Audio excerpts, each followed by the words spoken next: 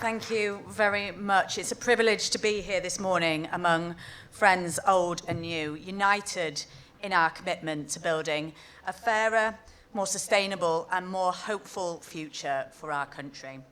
A huge thank you to the whole Compass family for inviting me to speak this morning. And I want to speak about what a radical Labour government could achieve, not just in this Parliament, but over the next decade if we seize the opportunity that is ahead of us. The public's hunger for change is undeniable. It has been sounding the alarm for some time. It rang out loud and clear in the Scottish referendum. It echoed through the EU vote. It shaped the general elections that followed, and it was written into the results of this month's local elections. The message is unmistakable. People are done waiting for things to get better, and they will keep getting rid of governments they don't believe can deliver it. Every time voters have gone to the polls in the last decade, they have voted for change. These local elections were the clearest warning yet. Voters from Doncaster to Durham, from Lancashire to Kent, made clear they want bold, tangible improvements and lasting change. And when we say we'll go further and faster, we must be clear that this means action for the better, not doubling down on unpopular decisions. 2029 will not be any different.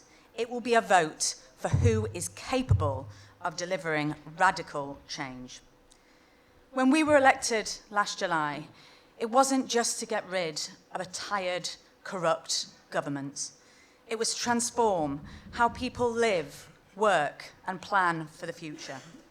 And we have made progress in that endeavour. NHS waiting lists are falling. The minimum wage has risen. This week, we launched the first publicly owned rail service in over 30 years. I'm not tall enough for this. These are incredible, thank you. It's because I came in my trainers and not my high heels. Thanks, thank you. These are incredible achievements and they shouldn't be undermined, but it is clear many people still don't feel the difference in their daily lives or believe that change is coming or possible. And that's the problem this Labour government is facing. It was starkly brought home to me by a voter on the doorstep in the Runcorn by-election last month, who simply would not believe that Labour would ever take rail back into public hands. A conversation that was pretty frustrating for me, of all people, to have. But that disbelief tells us something important. It's not enough to just do the work. We have to make people feel the impact. They have to understand why we're making the decisions we're making. We have to show them, not just tell them. Now, I believe we have the ingredients in our manifesto and our mandate for that lasting change. Demanding the government goes further and faster doesn't mean that we shouldn't be shouting from the rooftops about the brilliant things they are doing.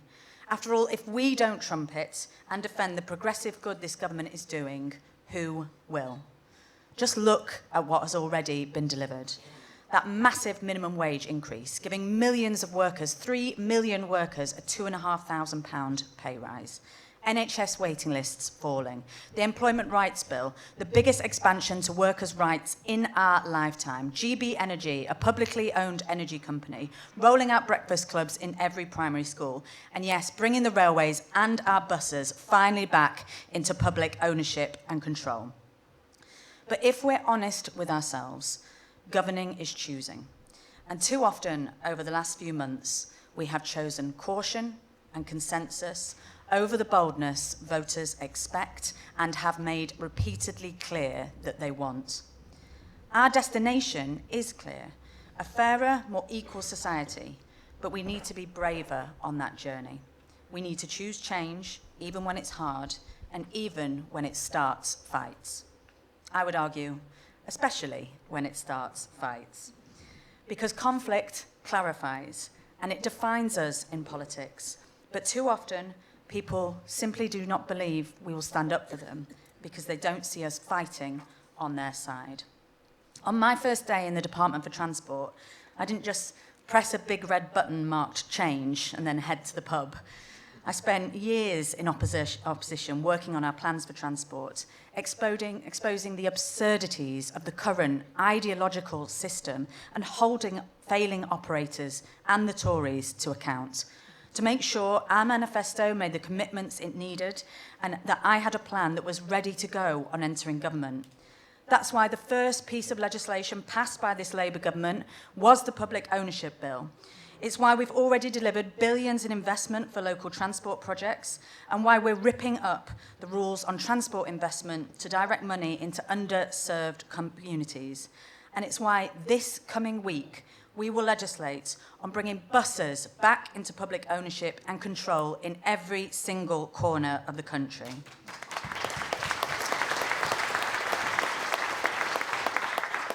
But it's so important that we all drive this. We do not work for the state. The state works for us. We can't become the government. We are a Labour government with a purpose. So where should we go further and faster? And what could we achieve in 10 years' time if we made the decision to be bold and brave? Because voters are sick of tinkering.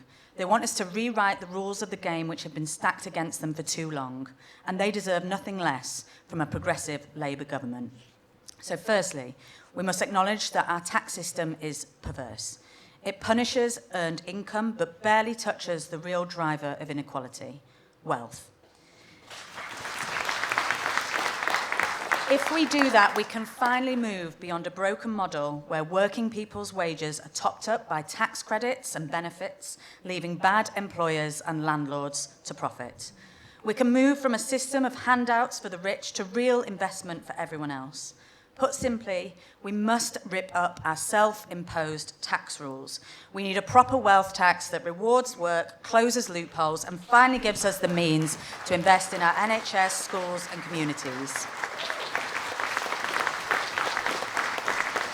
Because when the wealthy don't pay their fair share, it's everyone else that picks up the tab. And of course, we're not just talking about numbers on a spreadsheet. We're talking about people's lives. A new mother who wants a secure but flexible job. A couple wanting to buy their first home and start a family. A pensioner who's worked hard all their lives and has earned their comfortable retirement. These are the stories we need to tell. These are the people we need to fight for. Because in the end, politics is about those human lives. Not policies, not headlines, but real people whose futures depend on the decisions we make.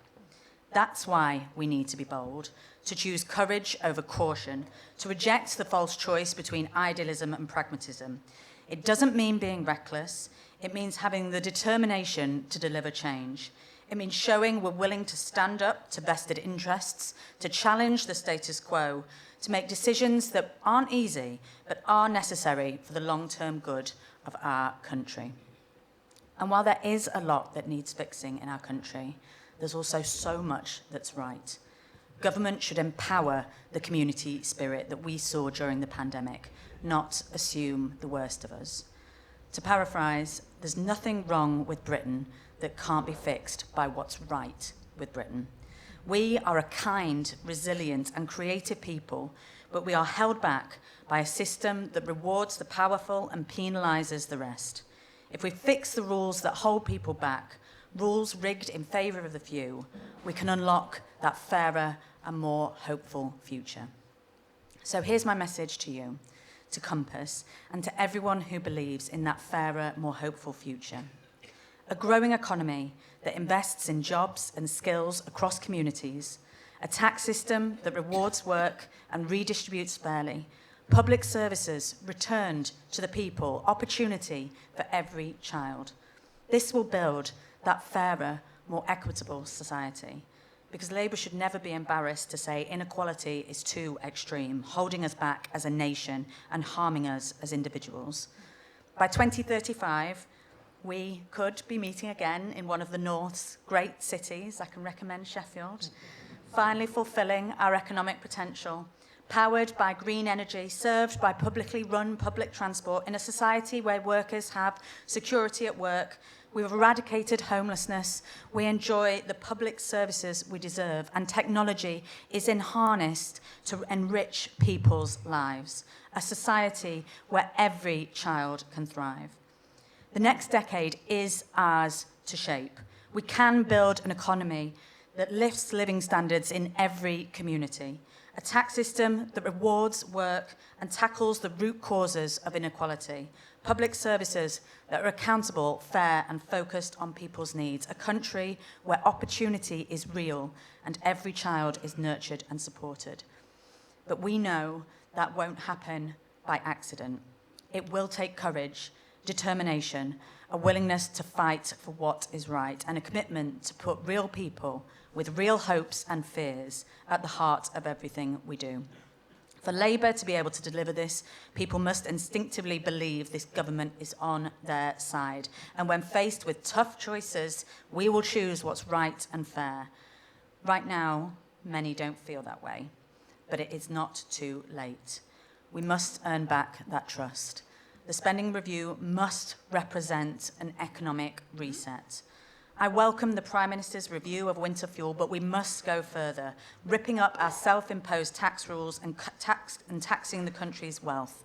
We must deliver a new economic settlement that offers hope that in 5 years people's lives will be better, and in 10 years' time, the nation renewed. In British politics, we have to be the optimists. It is and always has been the Labour Party's job after a generation of Tory vandalism to rebuild Britain, empower its people, and above all, restore our optimism for the future. In government, right now, we have that once-in-a-lifetime chance to deliver the change people have desperately and for so long waited for. I know that working together, we can and we will. Thank you.